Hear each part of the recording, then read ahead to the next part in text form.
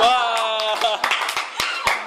그래요. 진이가 옛날에 이제 제일제당부터 시작을 해서 지금은 이제 한국에서는 이제 4대 이제 핵심 그룹으로 이렇게 크게 성장을 하는데 하나는 이제 식품하고 식품 서비스. 이게 이제 전체의 어떤 그룹에서 매출의 한 50% 비중을 넘게 가져가고 있고, 그 다음에 이제 바이오하고 생명과학이 있어요. 바이오하고 생명과학은 뭐냐면 여러분들이 먹는 식품의 모든 게 이제 핵산이라고, 핵산이 원래의 맛을 100배로 이렇게 높여주는 거예요. 그 핵산, 그 다음에 제약. 그 있고, 그 다음에 세 번째로 보면 요즘에 보면은 TV 채널도 많이 나오고 영화도 많이 찍고 하는데, 그 미디어 앤 엔터테인먼트 그룹이 이제 핵심 사업에 하나 돼 있고, 그 다음에 이제 요번에 재작년에도 인수했죠. 대한통운. 그래서 물류하고 홈쇼핑 해가지고 4대 핵심 사업을 들어가게 됐어요. 그래서 이제 그 한국에 있는 63개의 계열사 그룹이 다 중국에 들어오고 싶어 합니다. 근데 지금 13개 회사만 중국에 들어와 있어요. 그 중에서 8개 사업이 상해에 들어와 있는데, 그 상해에서 내가 앉아서 중국을 잘 이해를 해서 처음 들어오는 사업을 중국하고 기업하고 연결시켜주고 시장 조사해서 같이 보고해주고 하는 그런 업무를 하고 있습니다. 여러분들 다 중국에 한번 와봤어요? 아니요. 이제 다음 학기에 이 친구는 장춘의 길림대학으로 유학을 가고, 이 친구는 상해 동아대학으로 가고. 아, 동아대야? 우리 사무실 동아대 바로 옆에 있는데 잘 됐네. 이 친구는 아무데도 안 가고. 저 친구는 이제 산동대학 재난 캠퍼스. 산동대학. 예. 거기에 또 1년 동안 가게 돼 있고. 친구는 이제 미국 시장을 지금. 아니, 가게 되는 거는 그러면은 교환 학생으로 가는 겁니까? 아니면 파견 학생. 교환하고 파견 학생 했는데, 이 친구는 이제 공부를 좀 잘해. 얘가 지원을 좀 많이 받아서 교환 가고. 얘가 다영이라고 우리 과 탑인데 얘는 잠시 안 돼가. 그래서 다들 이렇게 해외로 진출하고 나면은 말이야, 우리 태준이즘 모임이 좀 공허해질 것 같아가지고. 아니 태준이 집 모임은 이태준 교수님을 따르는 모임이네. 따르는 모임이 아니고 이 어떤 고착화된 어떤 사상을 추구하는 모임. 아멘. 그런 거지 아직은 이제 태준이즘이라고 이름만 붙였을 뿐이지 우리가 끊임없이 이걸 학술 모임입니다. 연구 네, 연구 발전시켜가지고 발전. 예. 훌륭한 어떤 가장 크게는 인류를 정신적으로 구원할 수 있는 어떤 사상 체계를 그런 의도로서 야심차게 실천을 하고 있습니다. 그 가운데 한 가지 프로그램이 그 명사특강, 중국과의 대화. 오늘 첫 번째 시간으로서 좀 이따가 영상 찍고 있어. 이상철 교수님이라고 계시거든요. 그분의 좋은 말씀을 듣는 시간을 가지려고 했는데 당시 지금 캔슬을 낀 거예요. 원래 좀 따로 좀 모시려고 했어요. 따로 모시고 저 와이프분도 따로 모시고 그래가지고 좀 우리가 나하고만 놀 것이 아니라 돌아가면서 이 명사들의 좋은 얘기를 좀 듣는 그런 그 모임으로 이끌려고. 아, 저 훌륭한 모임. 태준이 중에 이제 향후에는 앞으로 좀 발전할 수 있는 계기가 되겠네. 저가 이제 튼튼하게 나오는데. 나보기 힘들 거예요. 하여튼 그래서 뭘 얘기를 좀 해줘야 되나요? 중국 얘기를?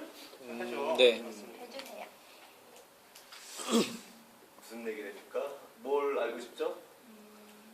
아니 근데 사모님이 더 말빨이 좋은데 사모님이 안 그래, 저기 나와서 중국에 나와서 한 5년 동안 중국에 경험을 하고 그다음에 중국도 지금은 시장을 가던데 시장의 아줌마들을 웃기고 울리고 할 수 있는 중국의 실력을 갖춘 시간이 아주 많이 나와서 뭐 중국의 어떤 새로운 경험을 하고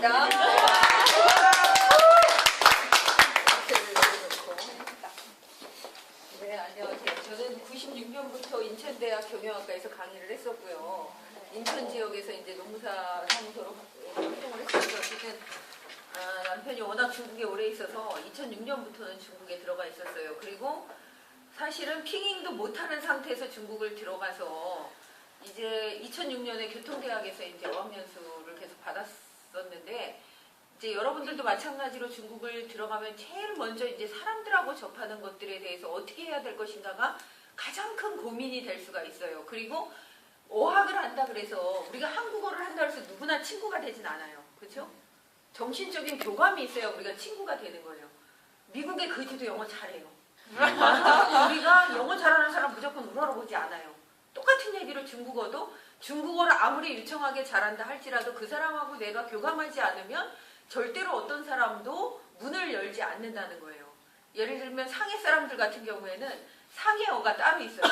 우리가 중국어를 배우러 들어가지만 상해어가 따로 있어서 제가 이제 상해에서 자동차를 구매하기 위해서 이제 자동차 그 경매하는 곳을 갔는데 그 청소하는 분이 제가 이제 중국어를 하다가 갑자기 한국말로 전화를 받으니까 자기 한국 드라마 너무 좋아하는데 너 혹시 상해어 할 줄 아니? 그래서 제가 나 상해어는 못한다 이렇게 기도한다고 가요.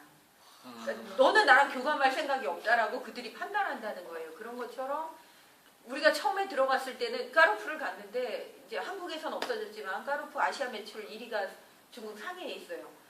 이 사람들이 돈을 던지는 거예요. 이게 계산을 해서 돈을 내면 돈을 이렇게 우리한테 돈을 던져주니까 우리의 마트나 대형 할인 매장의 분위기는 굉장히 친절한 곳에 익숙해 있다가 갔는데 감히 이 사람들이 나한테 돈을 자꾸 던져서 주니까 너무 기분이 나빠서 그걸 집에 와서 남편한테 너무 버릇이 없다 사람들이 기분이 나쁘다 물건을 사러 갈 때마다 내가 뭘 잘못하지 않았나 느낀다라고 얘기했는데 중국에 오래 살았던 사람의 입장에서는 그들이 옳다.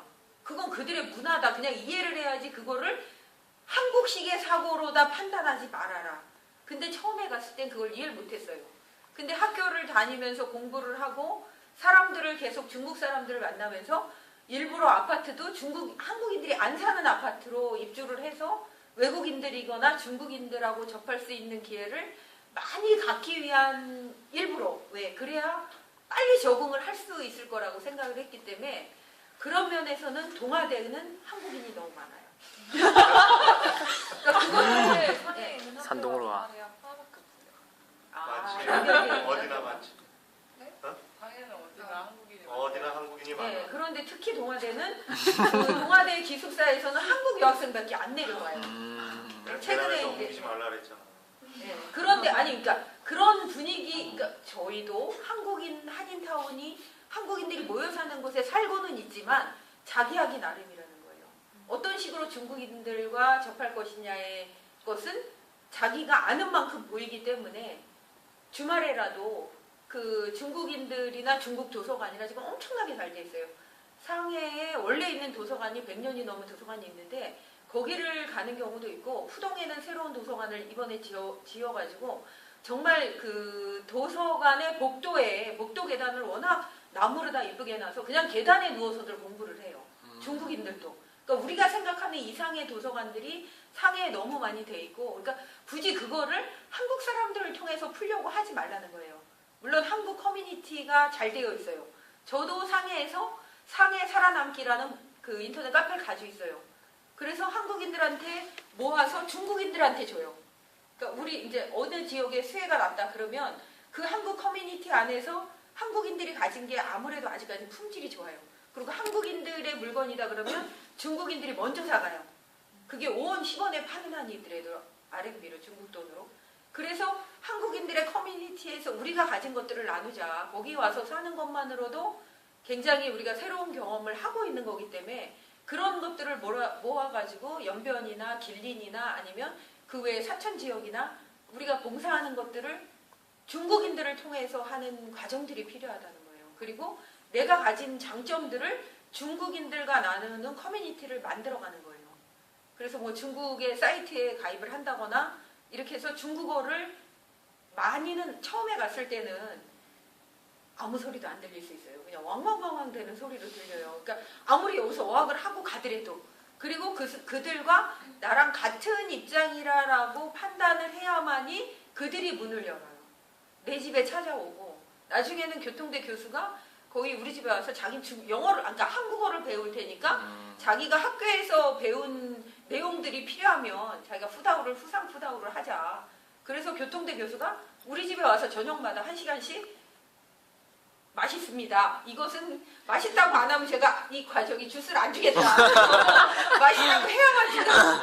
맛있습니다. 맛있습니다. 이걸 하면서 반복하면서 한국어를 배웠고 그 다음에 제가 학교에서 공부했던 것들 중에 문법이나 이런 위에도 같은 게 모르는 부분들은 또 자기가 다 설명을 해서 예문을 들어서 같이 설명해주고 이런 과정들을 굳이 거기까지 나가서 우리가 하고 있는데 한국인을 통해서 하지 말라는 거예요. 말이 안 들리겠지만 그걸 중국어를 통해서 하는 과정이 필요해요. 제가 여기서도 계속 학교에서 공부를 하고 학생들하고 공부를 했었기 때문에 사실은 막 도착했을 때 남편이 애들이 학교에 적응을 해야 되니까 엄마는 애들이 적응할 때까지 학교를 가지 말고 애들의 뒷바라지를 한 학기 정도는 해주고 그 다음에 학교를 입학해야 되지 않느냐라는 의견을 줬을 때 제가 한 얘기가 뭐였냐면 기숙사 입사하게달라. 난 기숙사를 들어가야 된다.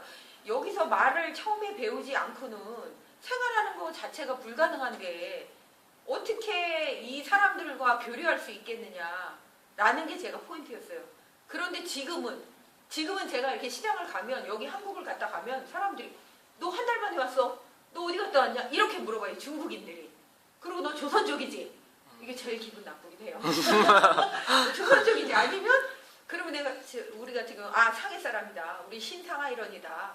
이렇게 얘기를 해요. 왜냐하면 표준어하고 또 상해인들이 쓰는 말하고 그러니까 우리가 쓰는 그러니까 우리가 외국인이 쓰는 중국어라고 그래서 하나도 두려울 게 없다는 거예요. 중국인들끼리도 너무 사투리가 많아요. 지역마다 방언이 많고 그래서 다소 우리가 언어를 하면 얘가 그럼 얘가 중국어는 잘 하는데 중국인이 아니면 조선족이거나 아니면은 다른 지방에서 온 사람인가? 자기들도 다른 지방에서 많이 오니까. 그렇게 판단할 수 있기 때문에 얼마든지 우리의 중국어는 전 세계에서 다 통해요. 그러니까 가서 대화하는 거에 하나도 부담을 갖지 말아야 되고 그 다음에 한국인 처음에 가서는 부족한 걸 한국인 커뮤니티 속에서 배울 수 있지만 유학을 갔을 때 그 이상의 것들은 입을 다물는 게 좋아요. 차라리 중국인들을 통해서 중국인들 속에서 배워요.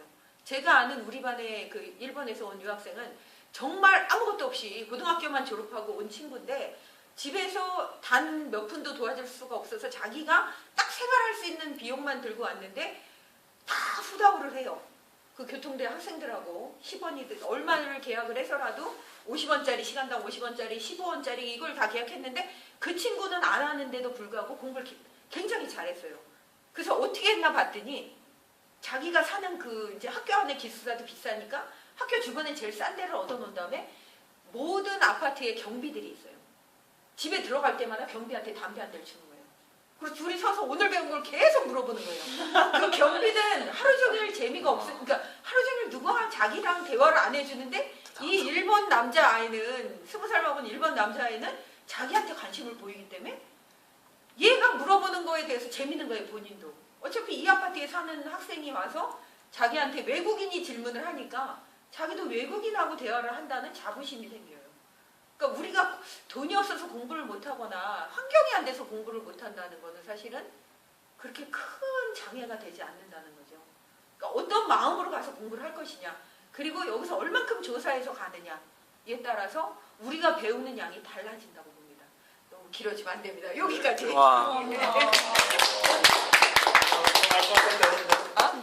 아니, 회사 하는 일이 노동법이거든요. 노동관계 쪽에 기업체 강의나 사업주 강의를 주로 지금도 이제 계속 강의 때문에 왔다 갔다 하고는 있는데 거기서 이제 제가 활동을 사실은 거기까지 가서 제가 돈 버는 일을 하고 싶진 않았어요. 공부를 이런 좋은 기회에 공부를 해야 된다. 그런데 70이 되신 분도 앞으로 계속 써먹어야 되기 때문에 중국어를 공부한다. 이런 분들이 계세요. 근데 여러분들은 얼마나 좋아요. 그 긴 기간을 그걸 다른 것들은 우리가 기계를 사놓거나 이런 것들은 사놓으면 AS를 하지 않으면 아니면 업그레이드를 하지 않으면 쓸 수가 없어요. 그렇죠? 너무 빨라요. 핸드폰의 변화도 너무 빨리 오지만 우리가 익히고 배운 것들은 이거는 50년이나 70년을 써도 절대 상하거나 AS가 필요 없을 만큼 우리한테 너무나 큰 재산이 돼요. 그래서 이렇게 활동을 하다 보니까 우리나라의 유명한 김앤장이라는 변호사 사무소에서 한국에서 하지 마라. 노동법을 중국 사람들 상대로 강의를 하자. 중국 내에서 워낙 많은 그 한국에서 진출한 기업들이 중국에서 노동관계 때문에 고통을 받고 있어요. 이제 중국의 노동조합도 커지는 거예요. 왜? 지금 우리가 생각하는 70년대, 80년대 인건비를 그들이 요구하고 있기 때문에. 네? 그들이 요구하고 이제 노동자들의 인권을 생각해요.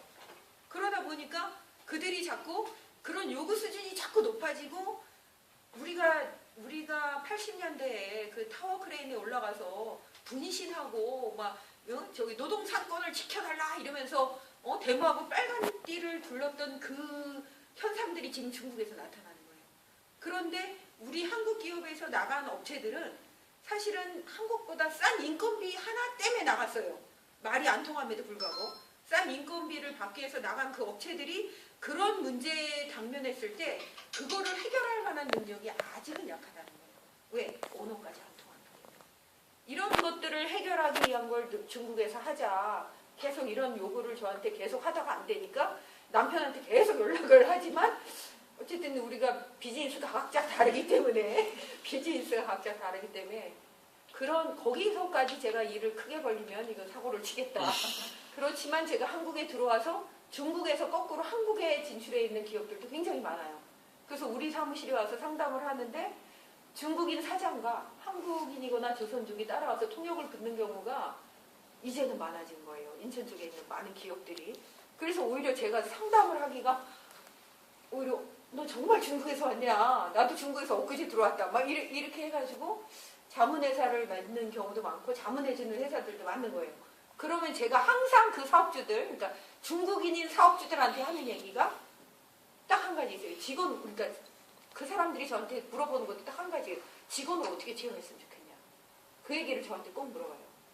그 이제 자기네들이, 그러니까 저도 그 사람들한테 얘기할 때 중국에 제가 오래 살아보고 나니까 중국인들의 그 감성이나 정서나 이런 것들이 이제야 이해하게 됐다. 사실 처음에 깡라이더 했을 땐 나도 사실은 모르는 것들이 너무 많았는데 이제는 이렇게 오래 한 7, 8년 있다 보니까 정서적으로 중국인들이 이런 얘기를 하면 아, 저 사람이 저런 마음에서 하는구나. 처음에는 막 얼굴을 붉히고 막 경쟁을 하고 싸우려고 들었던 것들을 이제는 웃으면서 얘기할 수 있는 상황이 되는데 이 사업주들이 한국에 들어와서 내가 어떤 직원을 써야 되냐고 그리고 면접을 나한테 대신 봐달라 이렇게 얘기를 해요. 면접을 대신 봐주면 안 되냐. 그래서 그건 아니다. 왜? 쓰시는 분이 사장님인데 가장 중요한 키포인트는 중국을 얼마나 아는지 아는 직원을 써라. 중국을 이해할 수 있는 직원이 아니면 여기 앉아서 중국에서 지시하는 것들을 이해 못한다. 마찬가지로 한국에서 나간 기업들도 한국 기업 문화를 이해하지 못하는 중국 직원들이 한국에서 지시하는 것들을 이해 못하는 거랑 똑같은 거예요.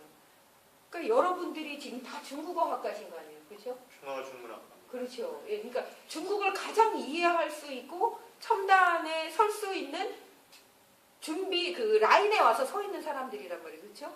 이제 여기 딱 하면 달려갈 수 있는 그런 위치에 있는 사람들이기 때문에 여러분들이 중국을 얼만큼 이해하고 그들의 정서를 아느냐에 따라서 그 중국에 진출한 기업이든 한국에 진출한 기업이든 어디를 가도 대접받는 인재가 될 수 있다는 거죠. 그리고 중국인들이 정말 전 세계에 나와서 지금은 예를 들면 런던 올림픽 같은 경우에는 런던 올림픽 기간 동안 중국인들이 한 달 동안 가서 그 올림픽 기간 한 달에 쓴 매출이 영국 전체의 1년 매출이라는 거예요. 그런 매출을 일으키고 갔어요.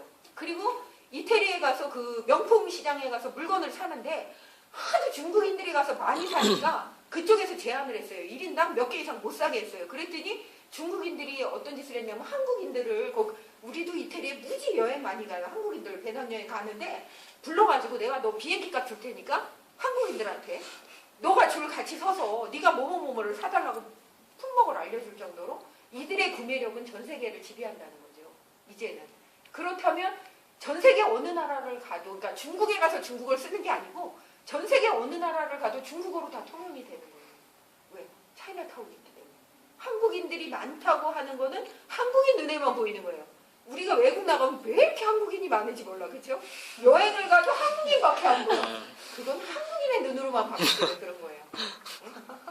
실제로는 인구수로 그렇게 비례를 해서 본다면 인구 비례로 봤을 때는 엄청난 인구의 중국인들이 전 세계를 장악하고 있고 또 그런 사람들이 계속 중국과 유대 관계를 갖고 있기 때문에 꼭 내가 중국어를 중어 주문을 해서 중국을 진출한다는 게 아니라 전 세계 어디를 진출해도 나는 가장 고급의 인재가 될 수 있다라는 자부심을 갖고 공부를 하는 것으로 마무리를 하겠습니다. 너무 길어집니다. 감사합니다. 그래서 이제 그 한국의 대기업들도 보면은 중국에 와서 채용 글로벌 인재 채용을 해서 와서 한국에 와서 교육을 시켜가지고 다시 파견하는 경우도 있고, 그다음에 이제 한국에서 이제 중어중문학과 졸업을 한 사람들을 뽑아가지고 채용을 해서 인재로 키워서 해외 파견하는 경우도 있는데, 근데 지금 중어중문학교 나와서 이제 가장 큰 문제가 뭐냐면 바로 그거예요. 언어는 알고 문화는 아는데, 이게 경제를 잘 모른다는 게 가장 큰 문제예요. 그래서 저는 이제 중국에서도 인턴을 하거나 아니면 학생들이 중국에서 이제 중국 대학교를 들어가는 학생들이 있으면 항상 얘기를 해주는 게, 항상 이제 경제학을 좀 같이 좀 해줬으면 제일 좋다. 이게 보니까 이제 중국어학과를 나오면서 복지 전공을 하거나 아니면 제2의 전공을 뭐 선택을 하게 되면 항상 보면 좀 쉬운 과목을 많이 좀 선택을 하더라고요. 그 중에서 일반적인 이제 경영학과를 제일 많이 선택을 하는데, 그거보다는 전체적인 어떤 나의 어떤 경제관이라든가 어떤 시장을 바라보는 어떤 나의 어떤 시야를 키우기 위해서는 어떤 미시경제학이나 거시경제학 정도는 한번 들어줘야 어떤 전체적 어떤 시각을 좀 볼 수 있는 부분이 키워지지 않나, 이렇게 개인적으로 생각을 합니다. 그런 쪽에 한번 해보신다, 뭐 관심을 한번 가져보시고, 그 다음에 이제 중국어 이제 여러분들도 중국어 공부를 하면서 이제 보면은 책을 읽을 때도 마찬가지고 논문도 뭐 쓸 때 마찬가지지만, 책을 하나 이렇게 또 보면은 사실은 이만한 책이면 책 두께 이제 막 하다가 처음부터 자세히 꼼꼼하게 보면 항상 하다가 지치는 게 사람의 심리예요. 하다 보면 이 반을 못 넘어가고 항상 이 적혀져 있고 손때가 꼭 반만 이렇게 넘어가요. 근데 사실은 전체를 볼 줄 알아요. 그러니까 항상 이제 교수님도 얘기하겠지만 항상 보면은 제목을 먼저 가지고 5번, 10번을 먼저 봐야 되는 거예요. 모든 책은. 그래서 이 전체의 책의 구성이 어떻게 돼 있거나를 먼저를 한번 자기가 가늠을 해봐야 돼요. 이 책에 어디 가서 이제 클라이막스가 오겠구나 하는 것 정도는. 근데 뭐 회화책도 마찬가지고 일반 뭐 소설도 마찬가지겠지만 똑같은 논리예요. 중국어를 공부를 한다고 해가지고 이제 중국의 어학만 내가 잘하면은 근데 어떤 중국에서 쉽게 적응하고 내가 중국의 전문가가 될 수 있을 거라고 생각을 하겠지만, 여러분들은 중국어를 공부를 하면서 중국 책을 같이 읽어줘야 돼요.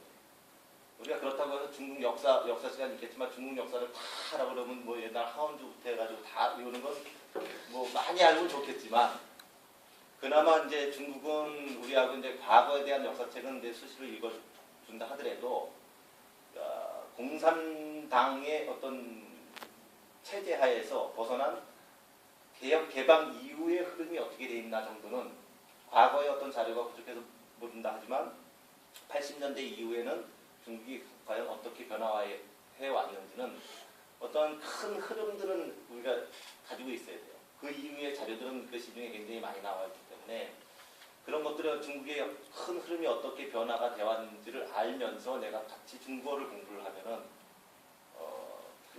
훌륭한 어떤 자기 자산을 만들 수 있을 거예요. 그래서 일단 경제를 볼 수 있는 어떤 시각의 어떤 경제학 공부라든가 미시경제, 거시경제 다른 것도 아니고 특별히 어디 가가지고 한 학기 동안 수강 안 해도 괜찮아요. 여기 인터넷 동영상 같은 데 가보면 그만 뭐 비용 조금만 내면은 그걸 뭐 48강의 그 강의를 내가 들을 수가 있어. 같이 그렇게 듣는 어떤 경험이라도 한번 해보는 게 굉장히 좋을 거고, 그 다음에 중국의 같은 공부를 하면서 문화를 이해를 해가면서 최근에 어떤 흐름이 어떻게 변화가 되고 있는지 그 정도까지는 여러분들이 같이 병행을 해주면 굉장히 도움이 될 거다. 개인적으로 그렇게 생각이 듭니다. 알아야 될 게 많고. 면접 보는데 도움이 되는 거죠. 왜냐하면 다양한 걸 물어볼 수 있기 때문에 중국하고 관련된 회사들은 그런 어떤 변화에 대해서 얼만큼 상식적으로 가지고 있느냐를 물어볼 수 있죠. 그렇죠? 또 다른 질문 없습니까? 질문 보세요. 막 면접을 많이 보시잖아요. 비학계에서 박사장님 요즘 밖에 어떤 문제가 선호하세요? 어떤 질문 요즘 가장 많이 하시나요? 아나운서 톤이었어. 그래도 직원을 많이 쓰고 그러니까 예, 그런 얘기를 해주시면 돼요. 요즘 면접은 사실은 어떤 질문 하나를 가지고 해서 이렇게 판단하는 그런 면접은 거의 안 해요. 요즘은 면접을 하게 되면 이제 역량 면접이라고 해가지고 사람을 이제 직접 얘기를 해봐요. 얘기를 하는데 과거에 중국 공부를 어떤 과목을 굉장히 열심히 했습니까? 거기는 회화보다는 문학이나 문학이 뭐 구체적으로 어떠한 문학을 좋아하는지 한번 얘기해 줄 수 있어요? 시각 중국 과목 중에 네. 중국 근현대 문학 같은 것도 있었고 중국 역사를 배우는 것도 있었고 시가 교수님한테 시가이해라는 수업에서 식상도 여러 나라 송나라나 동나라나 영나라나 조금씩 시에 배웠었거든요. 그 시 혹시 하나 아는 거 있으면 얘기해 줄 수 있어요? 아니 면접 예, 지금 그대로 하시는 하고 거예요? 있는 거죠? 그대로 하고 계신 역량 거예요? 면접이 뭐냐면 역량 면접. 그러니까 내가 이제 스스로 이제 공부를 하면서 준비를 하는 과정에서 한 분야에 대해서 이해를 하려면 내가 체계적으로 내가 머릿속에 딱딱딱딱 갖추고 있어야 돼요. 아, 그래서 이제 역량 면접이라는 게 사람에게 툭 질문을 해봐가지고 이제 그걸 가지고 계속 파고 들어가는 거예요. 얼마나 근데 깊은 하다가 보면 내가 딱 막히면 여기까지밖에 모르겠습니다. 그 다음은 내가 뭐 못했습니다라고 아니면 다른 관심사는 그쪽에 없었습니다라고 대답을 해야지 딱 순간에 이건 이렇게 대답하면 되겠지 하고 내가 습득하지 않은 거 내가 인지하고 있지 않은 거를 막 꾸며서 얘기하기 시작하면 거기 역량면접이 걸리는 겁니다. 근데 막 그런 얘기 있잖아요. 정말 면접을 볼 때 인사과 분들이 이렇게 앉아 계시잖아요. 근데 문 열고 들어오는 사람은 딱 보고서 그 사람은 될지 안 될지 막 결정할 수 있다는 걸 어디서 들었거든요. 그게 정말 첫인상. 첫인상. 첫인상. 지금은 이제 그런 것도 되게 중요해요. 지금 왜 그러면 과거에 비해서는 지금은 이제 중국 특수한 전문가의 그룹에서는 이제 그런 것들은 되게 크게 중요하게 생각하지 않아요. 근데 이제 그런 것들은 이제 우리 대기업에 한국에 있는 대기업에 같은 경우에는 현재 옛날에도 그랬잖아요. 지금 뭐 한 100명 뽑는데 이게 지원자가 한 2,000명이 몰려가지고 이 면접만 보는데 엄청난 시간이 많이 걸리는 거예요. 그러다 보니까 이제 과거의 습관들을 막 해가지고 학교별로 다 구분을 해놓고 그다음에 그 들어오는 사람들 이제 한 300명 치셔가지고 이제 100명 뽑는다고 면접을 보는데 와가지고 이게 다 우열을 가릴 수가 없어요. 최근에는 다 해외 유학 갔다 왔지, 다 어학연수 갔다 왔지, 그다음에 학교 공부해가지고 다 성적도 좋지. 우열을 가릴 수가 없으니까 그런 경우에 이제 그렇게 보는 경우가 있었어요. 옛날에도 그렇고 뭐 최근에는 그렇게 그런 것들은 이제 많이 없어졌는데. 근데 이제 중국 같은 경우는 외모를 가지고 판단하는 기준은 거의 없다고 합니다. 왜냐면 이제 지금 향후에도 우리가 여태까지 한 30년이라는 시간을 쭉 해가지고 개혁 개방을 하면서 이제 발전해 왔지만 향후에도 우리가 갈 때는 중국밖에 없어요. 그러니까 중국에 대한 인재들은 계속 수요가 늘어나고 있어요. 근데 거기에 맞춰가지고 이제 시대 조류가 맞췄는데 미국으로 유학 갔던 사람들이 이제 중국으로 이제 조기 유학들을 많이 오잖아요. 나도 이제 최근에 이제 상해에서 한 사람을 뽑았는데 거기는 어떻게 됐는지 뭐 하여튼 중학교 때 딱 초등학교 졸업을 하자마자 부모가 여기 있으면서도 가족이 그 동생하고 누나하고 동생을 중국으로 보내가지고 중학교 때부터 계속 공부를 시켜가지고 대학교를 나오게 만들었던 거예요. 근데 그렇게 해가지고 많이 나오는데 그렇게 나온 사람들하고 여기서 공부한 사람들의 차이가 뭐냐면 일단 여기 있는 우리 문화를 잘 몰라요. 너무 어렸을 때 가면은 이제 한국어에도 좀 어눌하고 그다음에 이제 문화가 우리는 이제 우리의 어떤 문화에서 성장한 나온 우리의 기억 문화가 우리의 문화에서부터 형성이 되는 건데 근데 이 친구들은 가가지고 우리가 성장한 배경 자체가 잘 틀리기 때문에 이게 기업 문화에서 맞추기가 쉽지 않아요. 그래서 기업에서 이렇게 선호하지 않아. 그쪽에서 처음부터 간 사람들은 여기서 이제 정규 대학을 졸업을 하고 우리의 문화를 충분히 습득을 하고 가서 어학연수를 가서 나의 어떤 어학 능력이라든가 어떤 문화 배양 능력이다 이렇게 배양을 한 사람들을 선호를 해요. 한국 기업에서. 이 사람이 그렇게 체계적으로 생각을 하고 처음부터 끝까지 갖춰서 하는지를 아마 판단하는 그런 게 있는 것 같아요. 난 한국에서 면접은 안 해봤어요. 중국에서만.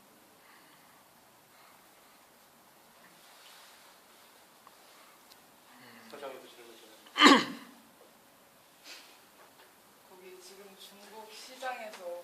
가장 선호되는 한국 물품이나 어떤 시장이 발전하고 있는지. 시장에서 발전하는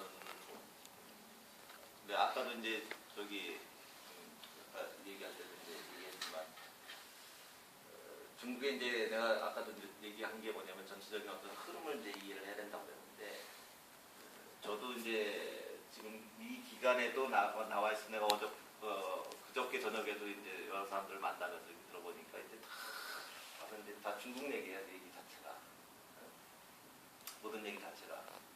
근데 이제 우리의 어떤 경제 그 투자의 흐름이라는 게 있어요. 우리도 처음에 이제 우리는 92년도에 90년대 한번 수교가 됐잖아요. 그 노태우 정권 때 그때 이제 강택민이 정권을 잡느냐 못 잡느냐 하는 어떤 위기의 그 순간에 그 등소평이 강하게 드라이브 정책을 걸어서 이제 우리가 이제 수교가 돼서 했는데 90년대 말까지 2000년대 초까지는 한국 기업이 2002년도까지 그랬을 거예요. 한국 기업이 중국에 들어가는 거는 그거는 이제 바이백이라고 해서 우리가 들어가서 우리가 부품들을 막 가지고 들어가서 거기서 싼 노동력을 다 조립을 해가지고 완성된 제품을 중국 시장에다 파는 게 아니라 그걸 그대로 한국을 가져오든가 제3국에 갖다 파는 제3국 거래를 하는 그런 형태였어요. 2000년 초까지가. 그거는 뭐냐면 그래서 그때는 중국 시장에 우리 제품이 깔리는 그런 시대가 아니었고 우리가 싼 노동력을 통해서 우리의 노동력을 이용해서 가격 경쟁력을 높이는 그런 제품들을 다 갖다 했는데 2004년도에 이제 유통시장이 전면적으로 개방이 되면서 그때는 이제 중국의 내수 시장이 그때 뚫리게 됐던 거예요. 근데 이제 우리는 그래서 이제 제일 먼저 들어가는 것들이 이마트가 들어갔었죠. 이마트가 이제 97년도에 들어갔었는데 그때 불법으로 들어갔다가 2004년도에 이제 정상적으로 이제 합법화됐던 거고. 그래서 이제 우리가 중국에 가서 이제 그 많이 이렇게 학습할 시간들이 별로 없었어요. 그래서 최근에는 그러다 보니까 우리가 중국에 진출을 했어도 중국 시장을 정확히 이해를 하고 학습을 해서 우리의 어떠한 산업이 들어가서 잘 될 것이다 라고 해서 판단했던 것이 없었던 거예요. 우리 자체가. 그래서 이제 모든 기업들이 중국의 시장, 내수 시장은 개방이 됐고 중국의 문호는 자꾸 넓혀져 가니까 모든 기업들이 너도 가자 나도 가자 하는 형태로 가서 결국은 한 30%만 살고 나머지는 70%는 다 지금 어려운 그런 고비를 맞게 되죠.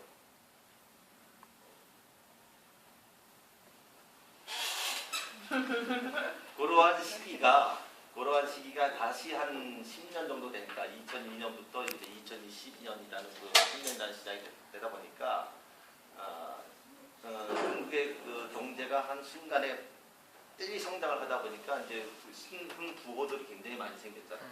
신흥 부호들은 이제 부동산도 많이 올라가고 그래서 이제 지금 이제 소비력이 굉장히 높은 수준에 올라오는 그런 단계가 있는 거고 거기에다가 거기는 이제 1가구 1자녀 해가지고 이제 빠링호, 지우링호 해가지고 이 자녀들은 뭐냐면 다들 가족이 한 명밖에 없어요.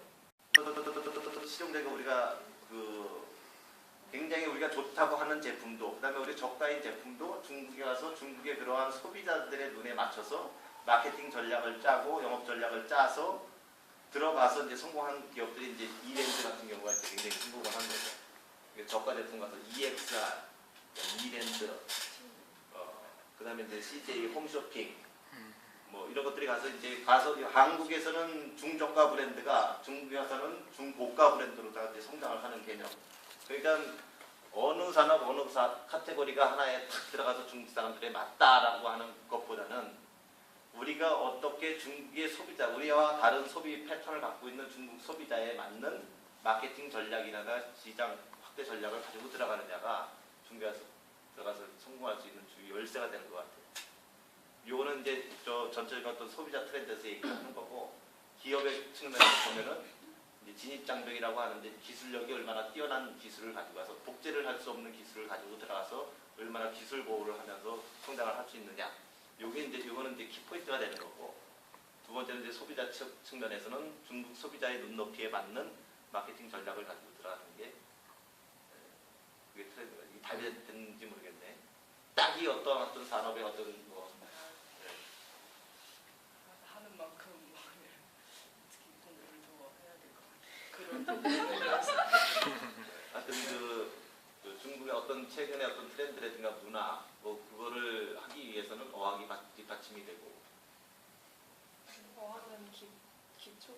기반밖에 쌓을 수 없는.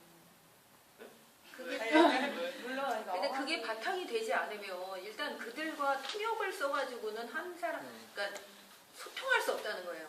통역을 쓰면서 중국인과 내가 소통할 수 있는 방법이 있어요. 내가 적어도 물건을 팔려면 사는 거는 누구나 사는 영어, 사는 중국어는 다 돼요. 그렇죠? 내가 갑의 입장이니까. 그런데 기업이나 이런 데는 을의 입장이 돼야 돼요. 그 사람의 마음을 사야 내 물건을 사줄 수 있기 때문에. 그리고 오히려 그런 중국 기업에 진출해서 한국 기업이 아니고 한국 기업의 그 문을 열고 들어가려고 하지 말고 오히려 중국 기업에서 당당하게 취업을 해서 들어갈 수 있다면 정말 글로벌 인재로 남는 게 되는 거죠. 왜? 그들의 마음을 살 수 있어야 된다는 거예요. 그런 것들이. 향후에 5년 후에는 아마 그러한 현상들이 되게 많이 나타날 거예요. 지금도 중국에서 그러니까 한국 기업에 나가서 중국에서 직원 생활을 하다가 다시 본사 달력이 났는데 본사 들어가서 자기가 희망이 없다, 비전이 없다라고 생각하는 사람 중국에 다 남아서 다 중국 기업에 취직해서 일하는 사람들이 굉장히 많습니다. 그 다음에 지금은 굉장히 중국 기업도 한국에서 이제 4년간 경험 있는 사람들을 다 많이 영입을 해서 우리 어떤 경영 문화라든가 기업 문화라든가 이런 것들을 습득을 되게 많이 하고 있습니다. 그러면서 이제 중국 기업도 우리와 완전히 다른 문화의 기업에서 이제 하나의 어떤 그 이윤을 추구하는 어떤 기업의 순수한 기업의 어떤 형태로 다 갖춰져 가고 있는 거예요. 그러면 우리는 한국 기업에 들어가든 중국 기업에 들어가든 어떤 기업의 이익에 대화하는 데서는 똑같은 어떤 회원 가치를 가질 거예요. 우리 자체가. 그래서 오늘같이 이렇게 이태준 교수님하고 저런 중국어 공부를 한다는 건 굉장히 소중한 시간인 거예요. 아니 이게 다 전체가 되고 기초가 되고 이게 기초가 안 돼버리면 일단 아무것도 할 수가 없기 때문에. 태준이 집의 기초입니다. 모든 게 언어가 바탕이 돼야 하시는 거예요. 언어라는 거는 하나의 목표는 아니지만은 목표를 향해서 가는 사다리이긴 하다가 그렇죠. 어떤 그 성루에 진입하기 위해서 우리가 사다리가 있어야 돼요. 다행히도 한번 질문. 가위 한번. 그 중국에 오래 계셨다고 네. 중국인들이랑 교류하시면서 뭐 진짜 실질적으로 문화 차이나 아니면 뭐 역사적인 좀 달라가지고 무슨 문제가 생긴 적 있으세요? 아주 최근에 좀 느끼는 거고 아주 굉장히 좋은 질문이긴 한데 또 이게 조금 이제 질문을 하면은 좀 이게 많이 길어지는데 여러분들이 지금 하고 싶은 얘기가 너무 많으시죠? 지금이 23? 22. 다섯이요. 다섯이요.